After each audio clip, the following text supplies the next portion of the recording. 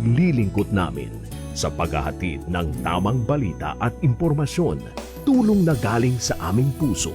Kaya naman, sa latest survey ng Kantar at Nielsen, nangunguna ang mga himpilan ng RMN sa buong bansa. RMN, Number 1 sa Luzon, RMN, number 1 sa Visayas, RMN, at number 1 sa Mindanao. radyo ng buong Pilipinas. Buong karangalan ng mga radyoman ng RMN Networks ang maglilingkod sa inyo. Maraming salamat, RMN. Number 1, number 1. Wala nang iba. Radyo mo nationwide.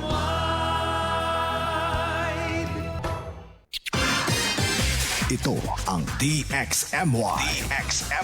The Music and News FM station of RMN. Sa Cotabato. 90.9. DXMY. Tumpak na oras mga kasama, ganap na pong alas 5 ng umaga. Tatak RMN. Unang radyo, unang balita, unang-una sa lahat. Headlines.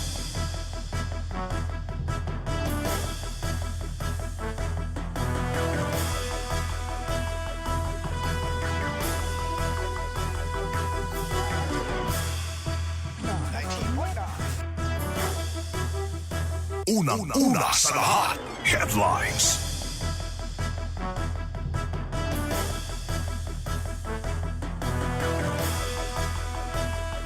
Unang-una sa lahat. Headlines. Kaso ng pamamaril na itala muli sa bayan ng Buluan sa Maguindanao del Sur. Unang-una sa lahat. Headlines. Dalawang panig naman ng political supporters sa bayan ng Palas sa Lanao del Sur nagkainitan kahapon. Unang-una sa lahat. Headlines. Dalawang babae arestado sa Marawi City dahil sa umano'y pananaga. Unang-una sa lahat. Headlines. Higit 107,000 pesos na halaga ng smuggled cigarettes nasabat sa Tacurong City, Sultan Kudarat. Unang-una sa lahat. Headlines.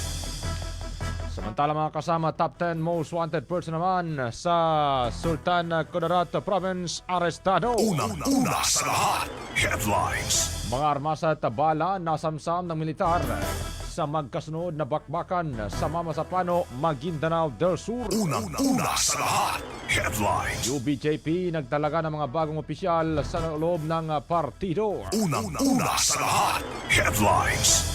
ICM makakuha naman nagbabala laban sa korupsyon at nepotismo sa BARMM. Unang-una sa lahat. Headlines. Gun ban sa BARM election na sisimulan sa July 16 ayon sa COMELEC. Unang-una sa lahat. Headlines. Pro Bar naman na tumanggap ng bisita mula sa UN Diaz sa courtesy call sa Camp SK Pendatun. Unang-una sa lahat. Headlines. 500 na mga pamilya naman sa Mamasapano, Maguindanao del Sur tumanggap ng fortified rice sa ilalim ng secure program. Unang-una sa lahat. Headlines. BARM nagbigay ng livelihood at skills sa training para sa mga PWDs. Unang-una sa lahat. Headlines. SGA Local Development Plans sa sinuri upang maitugma sa regional goals. Unang-una sa lahat. Headlines. Balitang national mga kaansama, publiko naman pinag-iingat sa mga impormasyon online ukol sa mga kaganapan sa Senado ayon po yan sa CICC. Unang-una sa lahat. Ito katao Headlines. naman nasawi sa banggan ng SUV at tricycle sa Batangas. Unang-una sa lahat. Headlines. Balita sa ibayong dagat mga kasama, 21 katao patay sa sunog sa hotel sa New Delhi at India. Unang-una sa lahat. Headlines. Balitang sports naman mga kasama, isang NBA fan pinatawan ng lifetime ban matapos ang biglang pakikipag-selfie kay Wembanyama sa NBA Finals sa Game 1. Unang radyo, unang balita. Mga unang balitang kailangan mong malaman. Mga isyung huhulma sa inyong kaisipan. Unang radyo, unang balita. Unang radyo, unang balita. O radyo, radyo, radyo! Kinig na ng radyo! Kinig na ng radyo! Para una ka, eto na. Lahat ng kailangan mong malamang balita. Impormasyon, Reaksyon, aksyon, umaumaga. nakakarga na sa Unang radyo, unang balita. Sa bago at umarangkadang programa para sa mga naghahabol ng oras. Umaumaga, bago ka lumarga, mga kaganapan ay alam mo na. Unang radyo, unang balita. Dito lamang yan sa DXMY RMN Cotabato. Unang radyo, unang balita. Isa na namang produktong Tatak RMN. Radyo mo. Nationwide. Gising na! Bago na! Unang radyo, unang balita. Unang radyo, unang balita. Always kang updated sa mga preskong balita. IFM News! Isa pong magandang umaga mga kasama, mga ka-idol. Welcome po sa ating programang Unang Radyo ng Balita ngayong umaga pong ito ng Sabado. Ngayon po ay June 6, 2026 mga kasama. Bismillahirrahmanirrahim. Assalamualaikum warahmatullahi ta'ala wa barakatuh. Good morning, Sabah al-Khair. Magandang umaga sa loob at labas ng ating Bangsamoro Autonomous Region in Muslim Mindanao. Wala po dito sa bulawagang pambalitaan ng DXMY 90.9 na Cotabato. Sa ngalan po ng ating station manager, Radyoman Sir Erwin Kabilbigan. Sa ngalan din ating nakakagapay dyan po sa may technical side, si Radyoman Una. Sa atin pong digital, si Radyoman Sir Eric Madamba Jr. At sa atin namang technical mga kasama, si Radyoman Sir Danny Malaran. Radyo mo, Nationwide. Unang radyo, unang balita. Sa ngalan siyempre ng pong regular na kakasama tuwing araw po ng weekday sa programang Unang Radyo ng Balita, Radyoman Sir Michael Suan. Ako naman, ang inyong Radyoman Jewel Di Mapalaw. Unang radyo, unang balita. Ating programa live na pong napapakinggan sa frequency 90.9 MHz mga kasama. Sa dial po ng inipong mga radyo at siyempre pa sa ating official Facebook page. Pakialungkan na lamang po ang DXMY 90.9 Cotabato, DXMY 90.9 Cotabato mga kasama. At i-like, share and follow na lamang po para kayo updated sa mga balita, informasyon, mga kaganapan na dapat po ninyong malaman. Radyo mo, Nationwide. Unang radyo, unang balita. Magandang umaga muna sa lahat po ng ating mga viewer. Good morning sa ating mga commentator. Magandang umaga kay Sir Marvin Leon, kay Noraida Dungon, Sabdola, Salam, Pimapita, Bangsamoro from Manunguan, Pikit. Magandang umaga rin kay Ate Sambay Adam. Pabati naman po kay Kanakan Alvin at Bune Adam, Kakar o Bakar Adam. Lagi po nakikinig ngayon, watching from Almonte Extension, Cotabato City. Good morning din kay Merlokman, watching from Buluan sa Maguindanao del Sur. Good morning din kay Mamalapat family and taga-sitio Sabah sa Kapinpilan SJ Farm, Kadayangan. Maraming salamat po mula kay Wahida Khan, Mamalapat, Sabah al-Khair.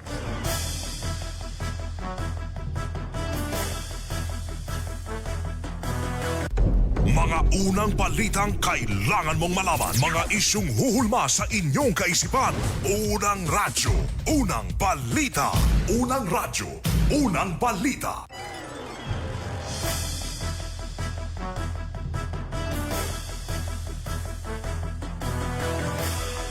Unang radyo, unang balita.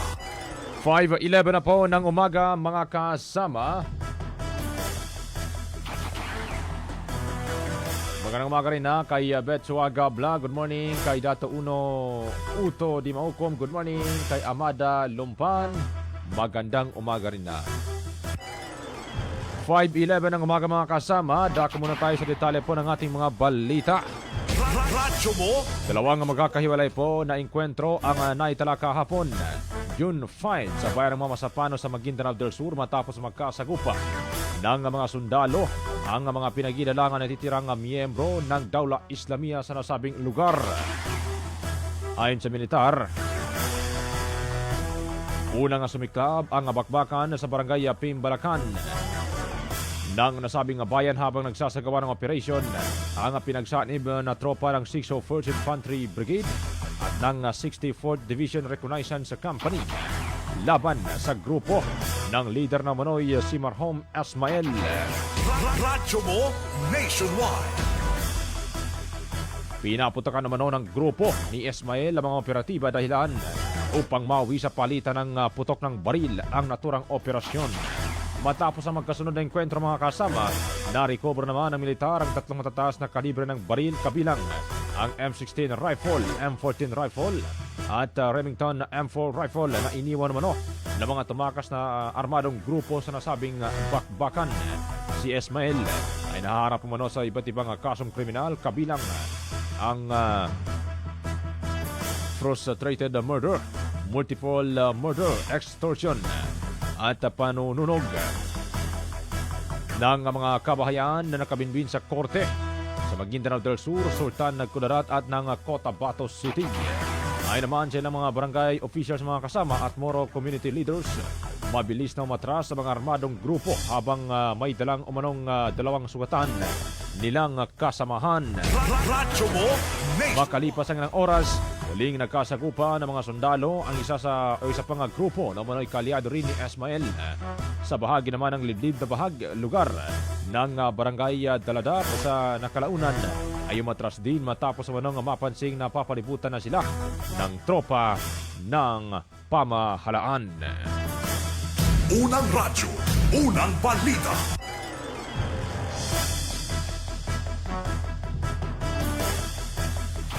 Mga kasama, arestado naman ng mga otoridad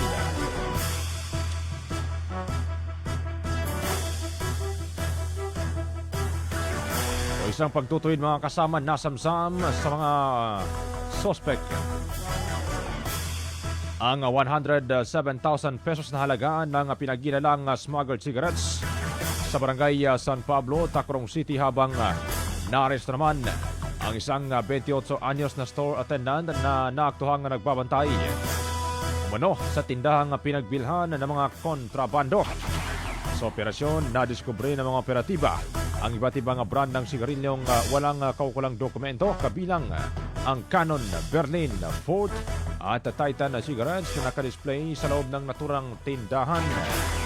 Ayon sa mga otoridad mga kasama, kinumpirma ng kinatawan ng Bureau of Customs sa pamamagitan ng online verification na smuggled ang mga nasabing produkto. Tinatayang nasa 107,730.13 pesos ang kabuang halaga ng mga nakumpiskang kontrabando.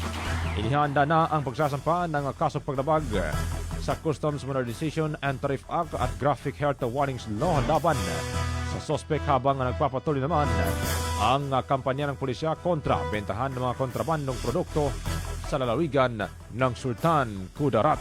Unang radyo, unang balita. Arestado naman ng mga otoridad ang isang top 10 most wanted provincial level person ng Sultan Kudarat Province kasunod ng operasyon sa Purok Laurel, Poblasyon, Bagumbayan, alas 10:30 ng umaga. Inilala ng pulisya ang sospek na si alias Boy, 67 anyos, na magsasakad residente ng barangay Masiaga sa nasabing bayan. Siya ay dinakip sa bisa ng warrant of arrest na nilabas ng Regional Trial Court Branch 19 sa isulan ng kaugnay ng paglabag sa Section 5B ng Republic Act 7610 o Special Protection of Children Against Abuse, Exploitation, and Discrimination Act. Ayon kay Sultan Kudarat Provincial Police Office Acting Director, Police Colonel Marvin Fontalba, patunay umano ang matagumpay ng operasyon sa patuloy na kampanya ng pulisya laban sa mga wanted person sa nasabing lalawigan. Unang radyo, unang balita. Diyan naman sa bahagi ng Lanao del Sur mga kasama, it's 5:16 na po ng umaga. May nagkomosyon po ang dalawang grupo na may kaugnayan sa umano'y politika sa loob ng Municipal Hall ng Apuala sa Lanao del Sur alas 4:50 ng hapon. Kinasasagutan naman ito ni na dating Vice Mayor Dianaton Tanog at Tony Tanog kasama ang ilan pang mga individual. Ayon sa paunang investigasyon ng Pualas Municipal Police Station, nagsimula ang insidente matapos mapansin sa bulletin board ng munisipyo ang isang municipal publication ng kaugnay ng umano'y petisyon para sa execution o exclusion from the Election Registration Board o ERB na umano'y isinampa ni dating Vice Mayor Dianaton Tanog. Nang mapansin naman ni Tony Tanog ang presensya ng dating vice alcalde sa Municipal Hall, nilapitan nito kasama ang ilang kasamahan ang isa sa escort ni Dianaton Tanog na kalaunan ay nauwi sa komprontasyon at kaguluhan sa harap mismo ng naturang gusali. Patuloy naman ang isinasagawang investigasyon ng mga otoridad sa nasabing insidente. Unang radyo, unang balita. Unang radyo, unang balita. 5:18 ng umaga mga kasama, arestado naman ang dalawang babae matapos masangkot sa manoy pananakit at tangkang pagpatay sa loob ng MSU campus sa barangay Dimalna, Marawi City, Lanao del Sur, alas 5:30 ng hapon. Kinilala ang mga naaresto ng sospek na sina Amina Unte, 51 anyos, at Sodioda Unte, 72 anyos, kapwa-residente ng nasabing lugar. Sugatan naman sa insidente sina Azan Manalokon Di Makuta, 22 anyos, kanyang asawa na si Eliana Di Makuta Makaraya, 23 anyos, at Habiba Bungkarayan o Bungkarawan Mangontong, 26 anyos. Nagugat tumano ang insidente sa hindi pagkakaunawaan at nagkukumpuni noon ng air conditioning unit si Azan Di Makuta sa harap ng kanilang bahay ng gamaan si Amina Unte at tinutusang linisin ang lugar kasabay ng manoy kanyang pagbabanta. Makalipas ang ilang minuto mga kasama, bumalik kumano ang sospek na may dalang jungle bolo at muling hinarap ang naturang biktima. Dumating naman sina Eliana at Habiba upang awatin ang mga sangkot, ngunit lalo pa itong nauwi sa komprontasyon at dumating si hanggang sa dumating si Sodiona Unte. Sa gitna ng kaguluhan mga kasama, umano'y hinataw ni Amina Unte ng bladed weapon sa ulo si Azan Di Makuta na nagdulot ng malubhang sugat, habang nagtamo naman ng bahagyang pinsala sina Eliana at Habiba mula umano kay Sadioda Unte. Agad naman naresponde ang alert team ng Bravo ng Marawi City Police Station matapos makatanggap ng ulat mula sa isang concerned citizen at nadatnan pa ang nagpapatuloy na komprontasyon. Naaresto sa naturang lugar ang dalawang sospek habang isinugod naman sa May Pakpak Medical Center ang mga biktima para sa kaukulang gamutan. Kasalukuyang nasa kustodiya naman ng Marawi City Police Station ang mga sospek habang inihanda ang kaukulang kaso na isasampa laban sa kanila. Unang radyo, unang balita.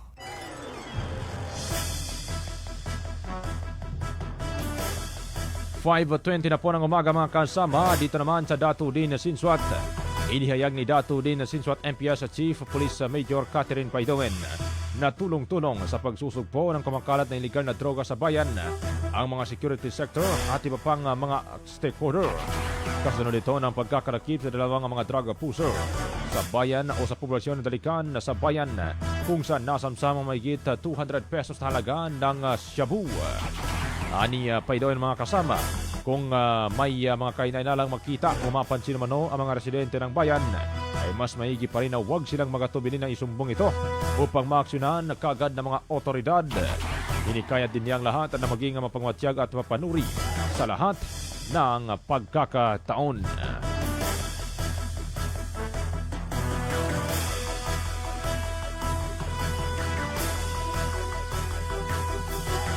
Unang radyo, Unang illegal balita. na droga doon po sa ating lugar. Timing din po ito na naaktuhan po nating may nagbebenta po talaga. Kaya nakahuli po tayo ng mga drugs at yung nahuli din natin. Hindi po natin masasabi na total wala na pong nagaganap na mga illegal activities po dito sa ating munisipyo. Pero sa tulong po ng kababayan po natin dito sa Dato Odin Sinswat, kahit papano nabawasan na po yung mga illegal na aktibidad, lalo na po sa illegal na droga. Tulong po ng mga mamamayan po natin, sana wag po silang magsawang sumuporta sa inyong kapulisan na pag may mga hindi magandang pangyayari or may mga illegal na aktibidad kayong napapansin sa inyong mga lugar, wag po kayong mag-atubili na ipagbigay alam po sa kapulisan natin sa Dato Odin Sinswat Police Station para matugunan po natin at mabawasan natin yung mga illegal na aktibidad dito sa ating munisipyo. Pagkahuli po nila, kakandakan po sila ng investigasyon, haalamin po natin yung buong background ng mga nahuli nating suspect.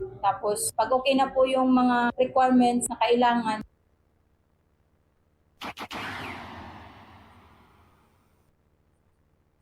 Unang radyo. Unang balita.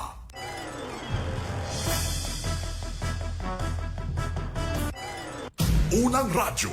Unang balita. 5:23 ng umaga mga kasama, seryosong pinag-iisipan naman ni House Assistant Majority Leader at Lanao del Sur Representative Zia Alonto Diong na sampahan ng kasong libel. Ang mga nasa likod naman ng akusasyon na siya ay tumanggap ng mali-malitang pera mula kay dating Congressman Zaldi Co. Ayon kaya diyong mga kasama, ang nabanggit na kontrobersiya ay hindi na ngayon personal na pag-atake mano kundi pagkaka-epekto o pagkaka-apekto na rin sa trabaho ng Senado at tumadlang sa pag-usad ng buong bansa.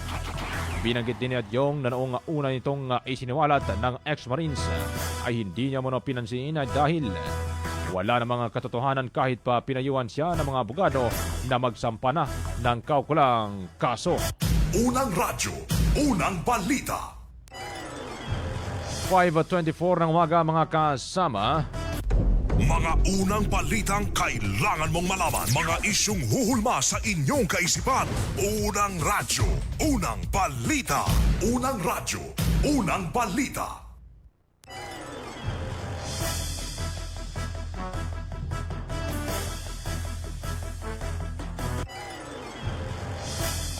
Atin mo nang tunguin ng linya ng mga kasamang radyoman reporter para po sa kanilang unang bugso ng balita ngayong umaga mga kasama.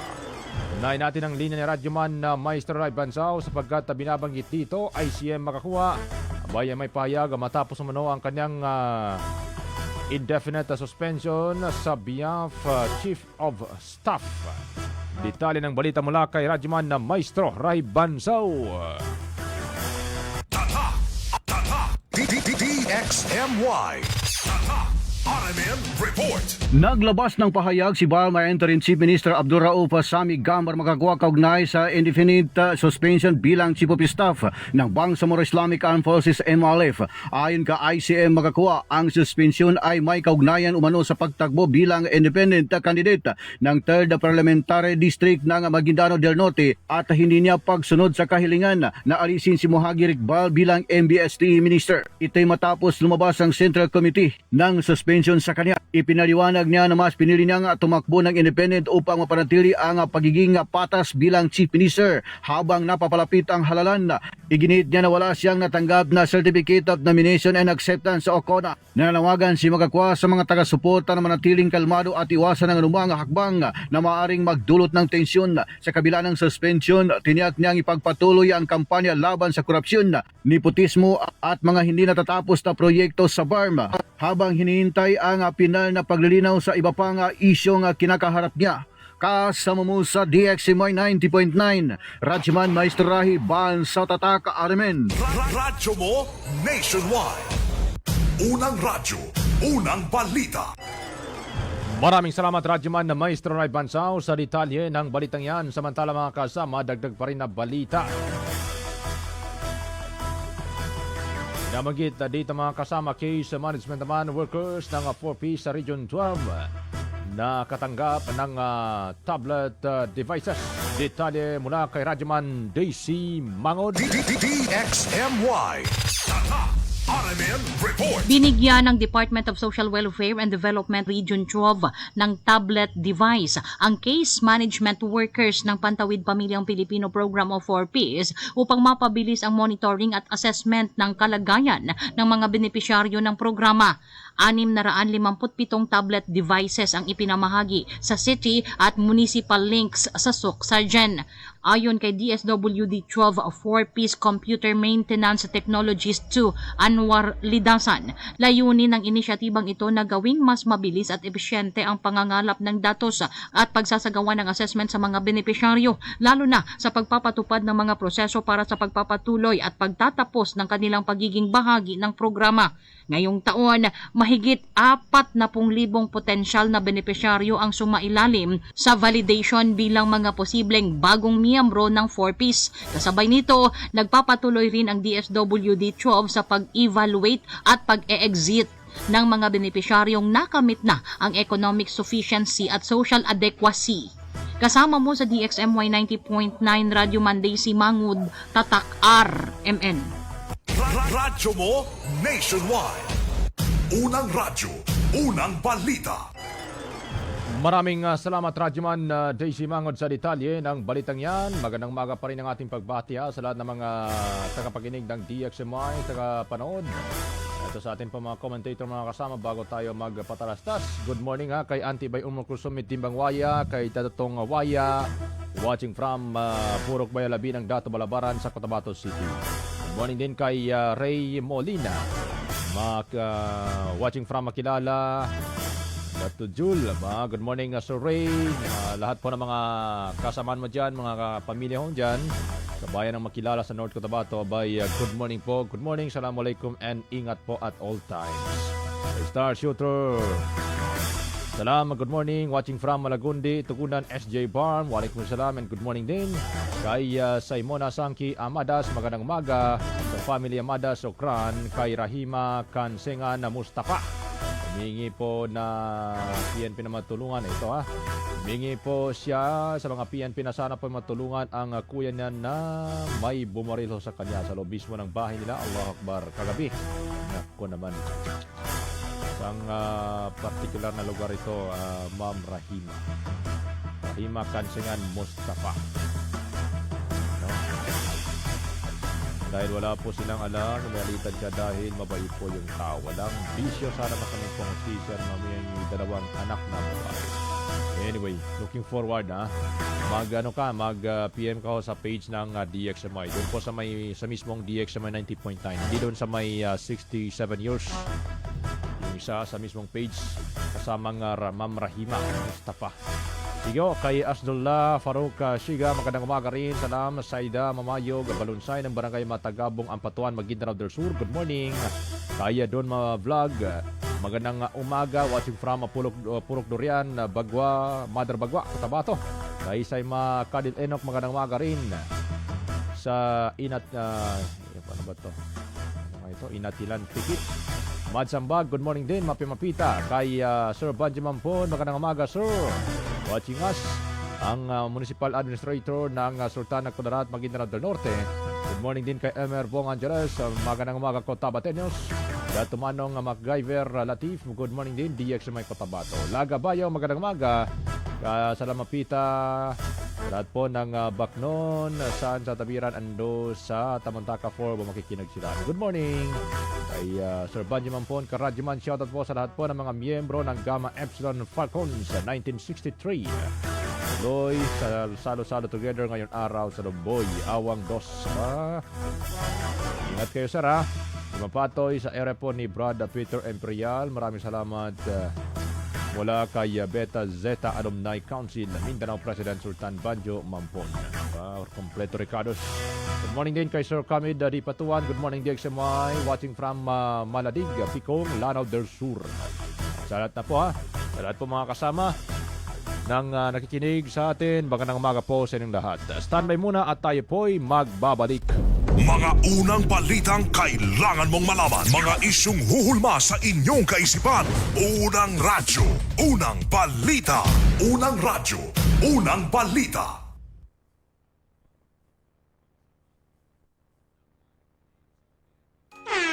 Ahoy!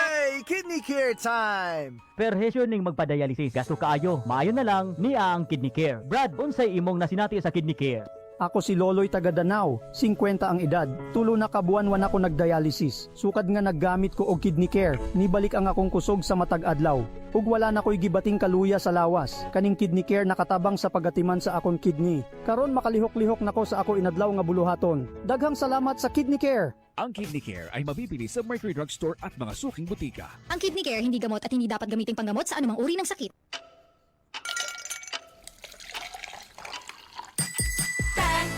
Ganado na na na, made with real fruit extracts na ay refreshing fruity flavor. It's good, refreshingly real with Tang. Abangan ng refreshing Tang Bayan sa inyong barangay ngayong Sabado at Linggo. Nagmamadali kasi itong kliyente natin. Baka pwede mo namang gawa ng paraan. Siya na daw ang bahala sa'yo. Mahirap yan, sir. Ayoko rin ma-involve sa mga ganyang kalakaran. Ganyan ang Pinoy! Ang Pilipino, hindi korap! Isang paalala mula sa MX3, naniniwalang mabuti ang Pinoy. MX3. Dito ako believe. Halalang Bangsamoro. Assalamualaikum Almira. Informed ka na ba sa amendments ng Bangsamoro Electoral Code o BAA 35? Alaikumissalam. Anong amendments yan? Maraming amendments o mga nabago sa BAA 35. Ito ay ang BAA 88 o ang amendments to the Bangsamoro Electoral Code. Isa na rito ang percentage threshold o porsyentong dapat malikom ng isang partido para makasecure ng seat sa parliament. Sa BAA 35, ang threshold ay 4%. Sa BAA 88, ito ay 2.5% na. Ibig sabihin, 2.5% na lamang ang kailangang makuha ng isang RPPP o partido para makasecure ng isang seat. Kaya sa kauna-unahang eleksyon, piliin natin kung anong partido ang mas may malasakit sa Bangsamoro. Halalang Bangsamoro. This infomercial is brought to you by the Bangsamoro Information Office. Tumpak na oras mga kasama, 5:34 ng umaga. Kaganapan sa magdamag, inyo nang malalaman mula sa RMN News Center. Ito ang unang radyo, unang balita. Kinalap mula sa iba't ibang panig ng bansa. Detalyado, walang itinatago. Unang radyo, unang balita.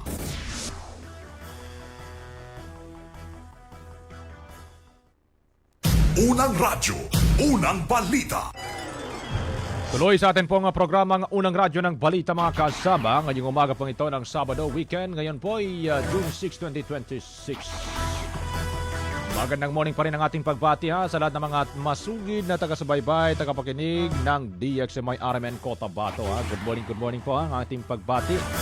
Kumusta po ang inipong gising arinaway nasa mabuti po kayong kalagayan at malayo sa namang uri ng kapahamakan. Tuloy lang ang laban sa buhay. Magandang umaga rin pala sa ating mga tagapakinig dyan po naman sa may Dato Udin na Sinswat, yung dito sa may Lower Capitan na kay Bapa Ali Abdul at sa kanyang asawa si Auntie Saimuna, ang mismong bata. Sino nga itong batang babae na makulit? Magandang morning Good morning ho dyan. At sa lahat po ng mga nagse-celebrate pala mga kasama ng kanina pong mga birthday today, good morning at more birthdays to come. Kay Ate Baby nag-celebrate pala ito ngayon.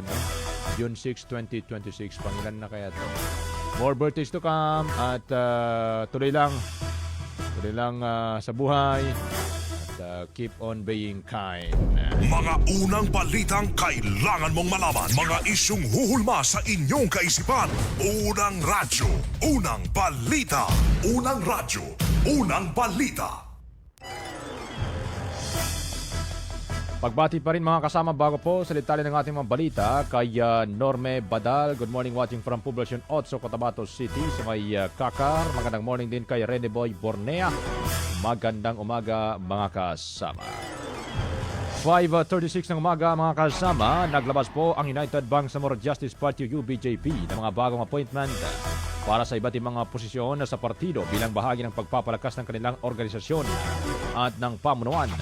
Sa ilalim ng pamumuno ni Alhaj Murad Ibrahim bilang presidente ng partido, itinalaga si MP Muhammad Nadir Ibel bilang Deputy Secretary General, Muhammad Amin Abbas bilang bagong Chairperson of Planning Committee, Member of Parliament Ahmad Jack Abbas bilang Chairperson ng Committee on Special Concern, Abdul Hamin Idza bilang Chief Executive Officer ng UBJP Talitay, Maguindanao del Norte at si former Tuguna na Municipal Councilor Mama Kongkong bilang bagong Chief Executive Officer naman ng Special Geographic Area o SGA BARM. Ayon sa pamunuan mga kasama, layunin naman ng mga pagtataragang ito na higit pang mapalakas ang pagkakaisa, kapasidad ng organisasyon at pagsusulong ng isang makatarungan, mapayapa at maunlad na Bangsamoro. Unang radyo, unang balita. Dagdag pa rin na balita mga kasama. Abay, nanindigan po.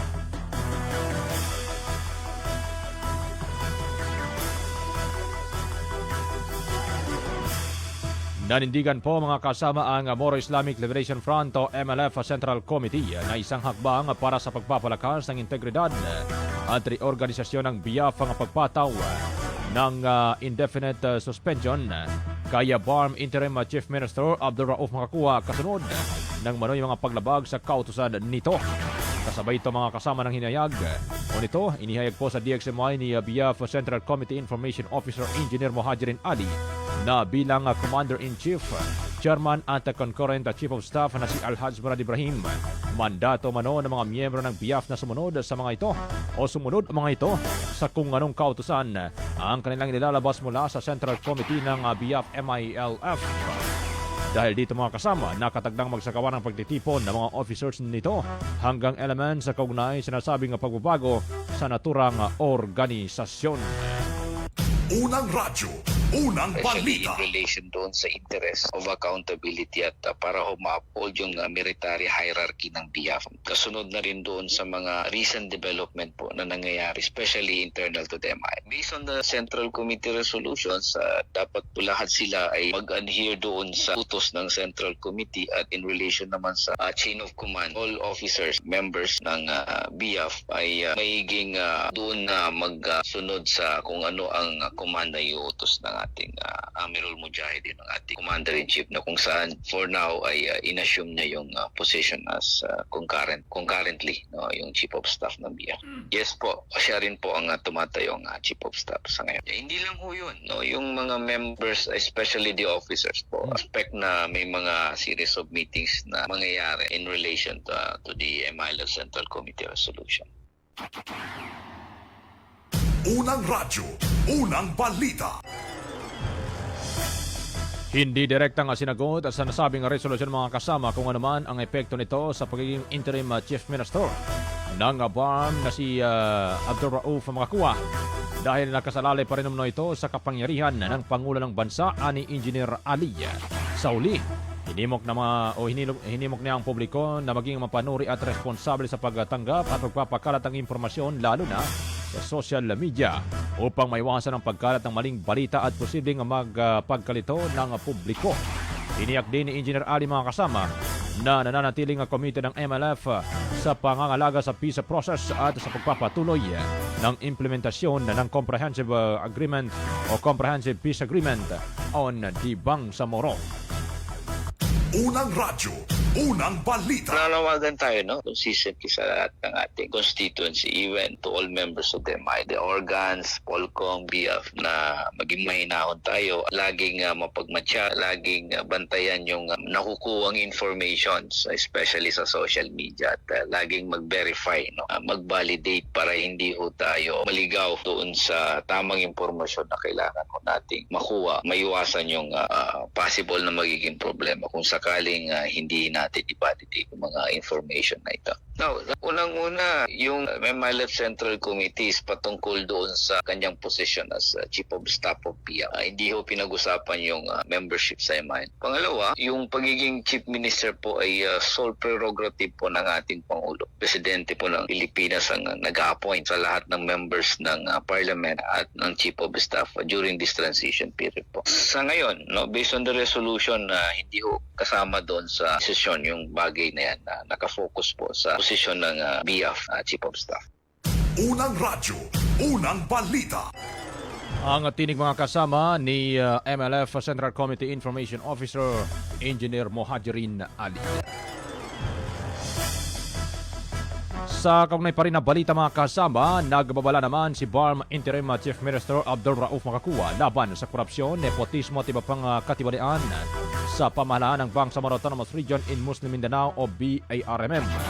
Sa kanyang pahayag, iginiit na Makakuwa ang pagpapatuloy ng kampanya laban sa mga tiwaling opisyal at mga proyektong hindi umano natatapos sa kabila ng mga pondong inilaan para dito. Anya pa, dapat papanagutin at sampahan ng kaukulang kaso kung kinakailangan ang sinumang mapapatunayang sangkot sa naturang katiwalian sa BARM. Nangako rin siya mga kasama na magpapatupad ng karagdagang reforma upang matiyak ang tapat at maayos na serbisyo para sa mga Bangsamoro. Binigyan din pa ni ICM Makakuwa na ang kasalukuyang otonomiya ng BARM ay bunga ng nakamit na ng may kita 4 na dekadang pakikibaka at sakripisyo ng mga Bangsamoro kaya hindi dapat ito masira dahil lamang sa korupsyon at pansariling interes. Unang radyo, unang balita. 5:42 na po ng umaga mga kasama. Kaugnay pa rin na balita, abay pinayuhan naman ni Maguindanao del Norte Governor Dado Mastura ang lahat na maging mahinahon at mapagmatyag sa gitna ng umiinit na umano'y usaping politika. Sinabi niya na hanggat maaari ay huwag sanang humantong sa buhay ang itataya para lamang sa sinusuportahang kandidato. Sinabi niya mga kasama, ito sa gitna ng halos personalan ng paninira umano sa kapwa ang nagaganap sa loob at labas o sa loob mismo ng Bangsamoro Autonomous Region. Mas mainam pa niya na maging mapagkaibigan na lamang sa lahat at hindi magkatunggali lalo't ito ay usapin na lamang ng eleksyon at hindi ng pagkakapatid. Unang radyo, unang balita. Well, una sa lahat, pinaparating ko sa mga mamamayan natin, especially sa mga panahon ngayon na medyo, lalo na sa mga politician, medyo normal lang yung natin dyan kasi minsan personalan na eh. So sana po, politiko lang, walang personalan. Kasi nakikita ko medyo karoon tayo, especially yung sa bar. Sana po, I'm appealing to everyone na huwag naman masyadong nagiging personalized na yung paninira sa kapwa. At the end of the day, sa real politics, after election, nagkakaibigan din yun. Kaya yung mga bago sa politiko, this is my warning, mapasuko kayo. Kasi yung mga politician after that, kayo ngat na ganyan. After the election, makita na yung pinag-ano ninyo, sinusuportahan, pagkakaibigan din dyan. So kayong kawawa, kung kayong mga taong nag-bust dyan sa ano. So, dahan-dahan lang. Let's be friendly to each other. Unang radyo, unang balita.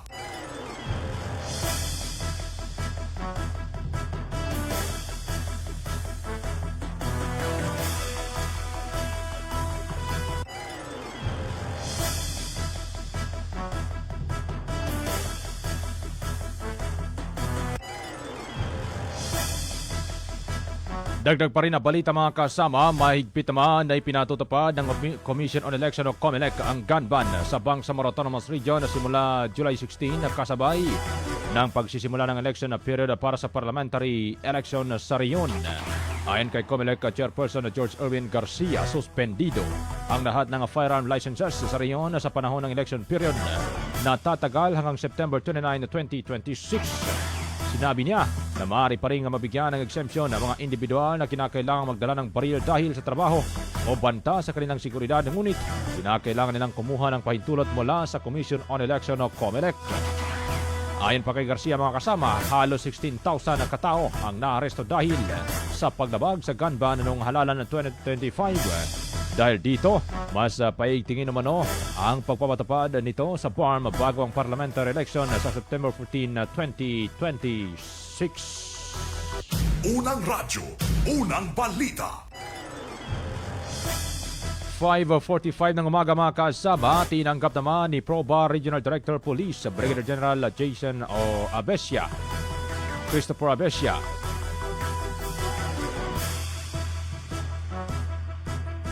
si Rizal Barry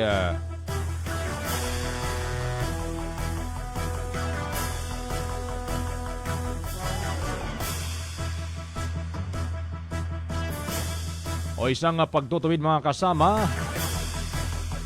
Balak ngayon ni Maguindanao del Norte Governor Dado Mastura na palagyan ng mga solar street lights ang mga paunahing kalsada sa bawat poblasyon ng mga bayan sa kanyang area of responsibility sa lalawigan.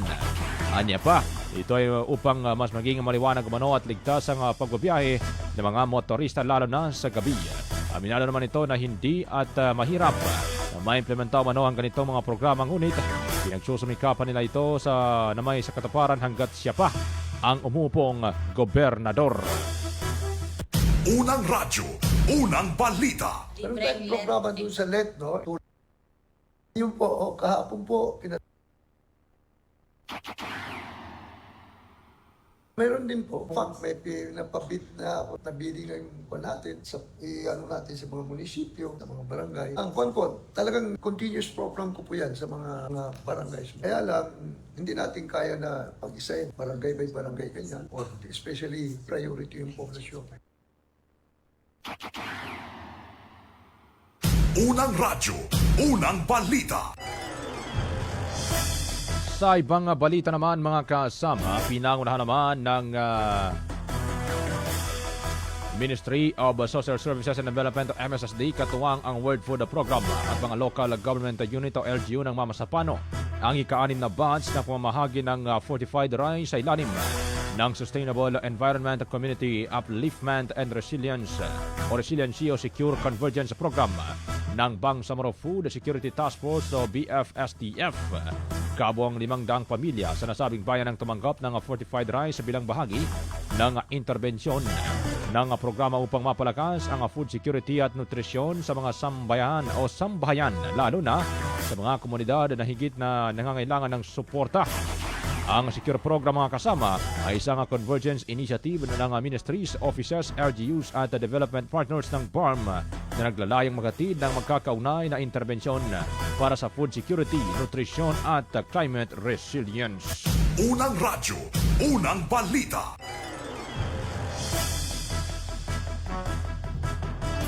.48 ng umaga mga kasama.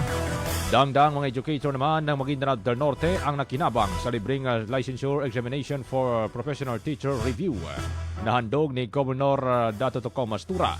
Sinabi niya na bahagi ito ng tuloy-tuloy na taunang programa ng pamahalaan upang matulungan ang mga nais na makapasa sa nasabing board exam. Mas pinalawak pa niya ang implementasyon ng programa sa mga barangay sa pamamagitan ng clustered activities upang mas maraming residente ang maabot ng kanilang serbisyo. Unang radyo, unang balita. Na malibre doon sa LED exam. Every year na namin natin. It should be a continuous program. Like yung convergence natin. In fact, yung convergence natin, dadagdagan natin yan ng sita sa barangay. Kumustahan sa barangay. Yung kumustahan sa barangay po kung kaya natin araw-arawin po natin cluster because there are more than 400 barangays. So hindi natin kaya na hanggang doon sa last portion ng term ko paano na ito yung over 400. Pero ang gagawin natin cluster natin. Cluster yung barangay. Pupuntahan natin para ma-deliver natin yung may sorpresa rin tayo na mga few weeks from now makikita niyo saka ko na kasi that it will be maaaring ito ang first time dito sa atin kaya kailangan sorpresa. Initially 200 yung quota namin. As of now we have already kahapon we have more than 100. Unang radyo, unang balita. Maliban dito mga kasama, ito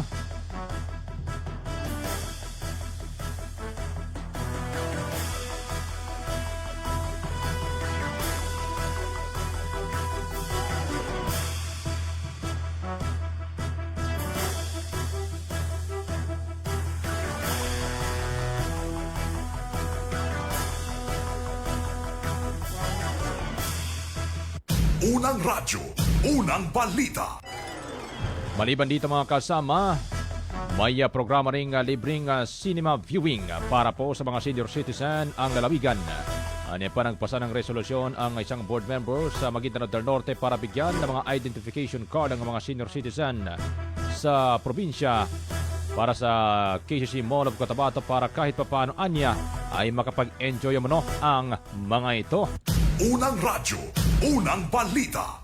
Natawag ko invite ko yung may-ari na KCC, pumasa po ng resolution of board member Michael Sinsuat para po at least mapa-enjoy naman natin yung mga senior citizen natin. So, bibigay tayo ng bibigyan sila ng ID para kung anong oras gusto niya manood ng sine sa KCC, libre po yung mga senior citizen. Talaan kami ng pondo. Yeah. Then, every now and then, ikuha na lang, kung maubos, pondohan naman uli. At least para mag-enjoy na rin yung mga senior citizen natin, especially kung buhay pa yung Mr. and Mrs., maalala na yung teenager pa sila. Ligawan pa sila. At least once a month, any day of the month.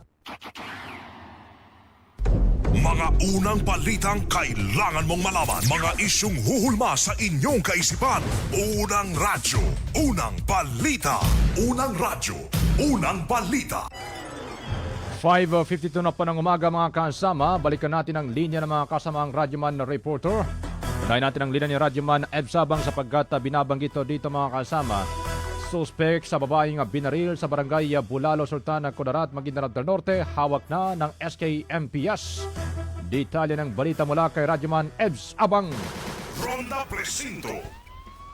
Naaresto ng SKMPS sa hot pursuit operation ang suspect na umano'y responsable sa pamamaril sa isang babae na naganap noong June 3, alas 5:40 ng hapon sa Barangay Bulalo, Sultan Kudarat, Maguindanao del Norte. Sa ulat mula kay SKMPS Chief Police Lieutenant Colonel Ismael Madin, ang suspect ay kininalang si Faisal Mamalangka Salik, 52 anyos, taga Cota City. Sa progreso ng investigasyon, ang biktimang napaslang na si Sadia Talib Upam, 40 anyos, ay asawa di umano ng suspetsado. Kung matatandang na baril patay ang biktima kasunod ng pagtangay sa pera nito nga nagkakahalaga na umano ng 200,000 pesos cash. Naging posible ang lahat na resolbahin ang kaso dahil sa serye ng konsultasyon, komunikasyon ng SKMPS sa mga local leaders, community elders, family elders, sa suporta ng BLGU Ibutigan at koordinasyon naman sa mga commander mula sa Hanay na Moro Islamic Liberation Front o MILF. Itinuturing naman ng SKMPS na case-solve ang kaso at idihanda ng kasong robbery with a homicide sa ilalim ng Article 294 ng Revised Penal Code na isasampa laban sa suspect. Kasama mo sa DXMY 90.9 RMN Kota Bato, Radyo Manebs Abang Tatak RMN. Ronda Presinto. Unang radyo, unang balita. Maraming salamat Radyoman na Eb Sabang sa detalye ng balitang yan. Samantala mga kasama, mga residente naman ng Malingaw, Kadayangan SDA Farm abay nag-alsabalutan dahil sa manoy kaguluhan. Detalye mula kay Radyoman na Rahi Bansaw. Ronda Presinto. Muling nag-alsabalutan ng mga residente ng Barangay Malingaw sa bayan ng Kadayangan sa Special Geographic Area ng Bangsamoro naman sa Region Mos, Mindanao bandang alas 10:30 ng gabi. Dahil sa panibagong tensyon sa lugar, matatandaan ay una na nga naganap ang pamamaril na kung saan ay kinasawi ng 3 katao at ay kinasugat ng 7 pang mga individual. Dahil sa paghupa ng tensyon ay nag-advise ang mga kinaukulan na pwede nang bumalik sa lugar. Ngunit kagabi ay muli namang nag-alsabalutan ang mga residente sa lugar dahil sa pangamba sa kanilang kaligtasan. Pansamantalang lumikas ang ilang pamilya dahil sa muling pag-usbong ng tensyon na nanawagan ngayon ng mga residente sa mga kinaukulang ahensya na agarang maaksyonan ang sitwasyon upang maiwasan ang karagdagang karahasan. Ayon sa mga residente, sila umano ang sibilyang laging naapektuhan at nagiging talunan sa tuwing may kaguluhan nagaganap sa kanilang barangay. Kasama mo sa DXMY 90.9, Radyoman Maestro Rahi Bansaw Tatak Armen. Ronda Presinto. Unang radyo, unang balita. Maraming salamat Radyoman na Maestro Ray Bansaw sa detalye ng balitang yan. Samantala mga kasama, DBM naman nagla ng halos 3,000 na bagong posisyon na para sa DepEd Region 12. Detalye mula kay Radyoman Daisy Mangon. DXMY RMN Report. Inaprubahan ng Department of Budget and Management o DBM ang paglikha ng mahigit 2,800 teaching at non-teaching positions para sa Department of Education o DepEd Region 12. Layunin ng inisyatibang ito na mapabuti ang paghahatid ng dekalidad na edukasyon at support services sa SOCSargen. Sa kabuuang bilang ng mga inilaan na posisyon, 1,739 ang para sa mga guro at 1,070 naman ang para sa mga kawani na hindi nagtuturo.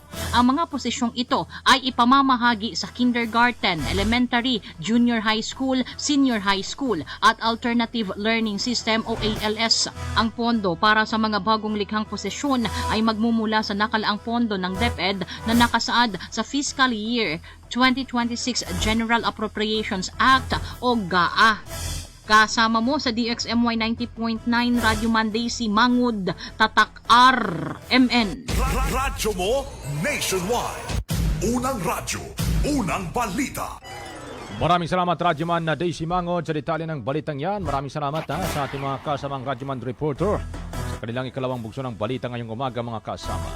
Dagdag pa rin na balita, binigyan ng pagkilala sa 43rd regular session ng Second Sanggunian ng Panalwigan ng Maguindanao del Sur si Alkari Sadhan Zakaria na nagkampiyon sa International Quranic Reading Competition sa Istanbul, Turkey. Sinabi sa DXMI ni Maguindanao del Sur Vice Governor Dato Sheikh Hisam Nando na isa itong malaking karangalan sa mga Bangsamoro maging sa buong bansa ang pagkakapanalo ng nasabing anim na sa ganitong worldwide na kompetisyon. Mismo ang presidente naman ng Turkey ang nag-abot ng award kay Sheikh Zakaria matapos siyang magtagumpay. Unang radyo, unang balita. Dito pa yung pangalan niya. Sa Sadhan Zakaria, no? Kampiyon International Quran Reading Competition sa naheld sa Turkey, no? Istanbul, Turkey. So malaking karangalan ito, kaya binigyan natin sila ng special recognition sa ating sanggunian. And ito, napakita ko sa inyo na si no less than the President ng Turkey, Erdogan, ang nag-abot mismo sa kaniyang award. IFM News. IFM News. IFM News. National. Detalye naman ang ating mga balitang national mga kasama. Nagpaalala po ang Cybercrime Investigation and Coordinating Center sa publiko na mag-ingat sa paggamit ng iba't ibang online platforms kasabay sa mga kaganapan at isyo sa Senado. Paalala ng ahensya na suriin maigi ang mga nababasa o nakikitang impormasyon at panatilihin ang pagiging responsable sa mga ibinabahaging contents online. Ayon kay Undersecretary Renato Aboy Paraiso, ang cyberspace ay hindi lamang isang platform para ilahad ang opinyon ng bawat isa, kundi espasyo sa responsibilidad ng mga nagamit na siguraduhin ang mga impormasyon ay tiyak at tama. Unang radyo, unang balita. Balitang national pa rin mga kasama, patay ang 7 katao matapos ang salpukan ng tricycle at isang sports utility vehicle o SUV sa San Juan, Batangas. Base sa investigasyon, bigla na lamang manong inagaw ng SUV ang linya ng tricycle na punong-puno ng mga pasahero. Dahil sa pangyayari mga kasama, ay tumilapon ng mga pasahero nito ng ilang metro. May ilang pasahero din ang nasagasahan pa ng mga dumadaang mga coaster bus na sumusunod sa likod ng SUV. Sinabi naman ni San Juan PNP Chief Police Lieutenant Colonel Crispin Banes dahil naman sa matinding banggaan ay nayupi ang tricycle. 5 sa mga pasahero ang naideklarang dead on arrival habang ang 2 naman ay nasawi rin nilang oras ang pananatili sa bahay pagamutan. Unang radyo, unang balita. Balita sa Ibayong Dagat. Balita naman sa Ibayong Dagat mga kasama, hindi bababa sa 21 katao kabilang ang 12 dayuhan ang nasawi matapos sumiklab ang sunog sa isang hotel sa Malviya, Nagar, South Delhi, India noong Miyerkules. Ayon sa mga otoridad ito, ang isa sa pinakamalaking insidente ng sunog sa kabisera ng India mula noong 2022. Nabatid na nagsimula ang sunog bago ang mag-alas 9 ng umaga sa 4 na palapag ng gusali. Dala naman ng mga investigador na nagmula nga po sa isang restaurant na matatagpuan sa ground floor ng naturang building. IFM News. Unang radyo, unang balita. Alas 6 na po ng umaga mga kasama, bago tayo tuluyang magpaalam. Magandang morning pa rin ang ating pagbati sa lahat ng mga tagapakinig, taga-subaybay ng DXMI. Good morning sa ating mga viewer. Magandang umaga kay Randy Santisac, kay Muslima Menang Pagagong LPT. Waalaikumsalam ma'am from Banisilan.